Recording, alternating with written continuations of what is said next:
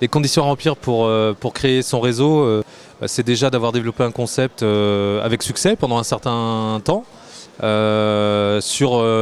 une ou plusieurs unités pilotes, pardon, et d'avoir un véritable savoir-faire identifié, substantiel et utile qui permettent de développer un vrai avantage concurrentiel, éventuellement de rentrer sur un nouveau marché et du coup également d'être disponible et prêt à transmettre aux autres ce fameux savoir-faire. L'investissement déjà en temps, c'est de la disponibilité pour organiser le réseau, c'est donc du temps passé, ça va être des ressources humaines pour travailler justement sur toute la structuration du projet, de l'argent pour avoir les moyens de ses ambitions, et puis mettre en place tout ce qui est contrat de franchise, documents d'information précontractuels, les manuels opératoires, les différents outils d'animation et de développement du réseau, et puis mener à bien les différentes études qui permettent de travailler sur la stratégie d'implantation et de développement du réseau de franchise.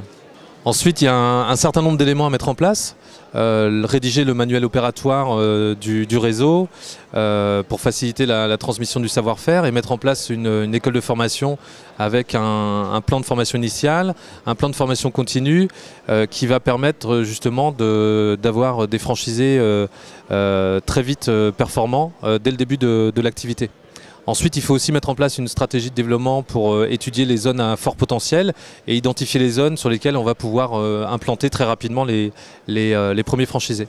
Premier conseil, c'est de s'assurer de la faisabilité du projet. Donc, est-ce que mon concept est vraiment novateur, apporte un vrai avantage concurrentiel et du coup est duplicable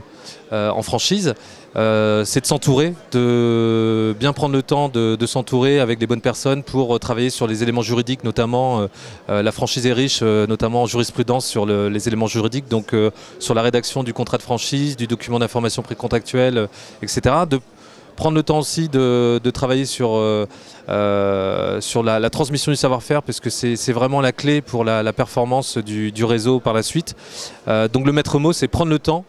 pour aller beaucoup plus vite derrière dans le développement. Et attention, une chose, c'est que la taille du réseau ne fait pas la performance. Donc bien maîtriser son rythme de développement pour pouvoir grandir rapidement, mais de façon très mesurée également et très en lien avec l'organisation mise en place dans le réseau.